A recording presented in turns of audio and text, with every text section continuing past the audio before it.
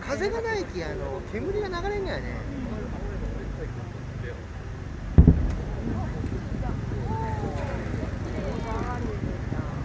すごいなんかめっちゃカラフルやね。この花火はなんかおしゃれやな。なんかあの下やばくない？あの下やばいよ。あの下絶対やばいよ。クジャクみたいになっちゃう。あの下。綺麗。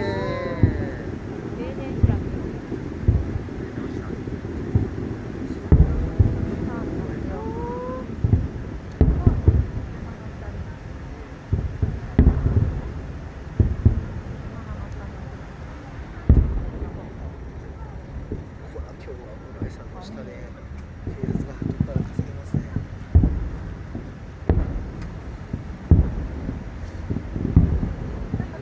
社長、完全に社長、あそこ一時停止じゃない。完全に社長。あそこだってこの前昼間貼っちゃった。だって俺墓参り行った時に貼られちゃってびっくりしてよ。煙がすごいね。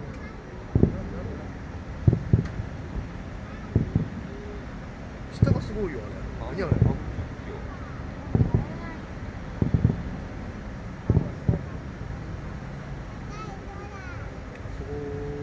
なんか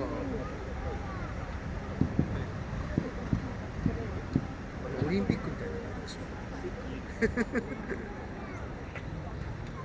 オリンハートが出てる。ハートが出てる。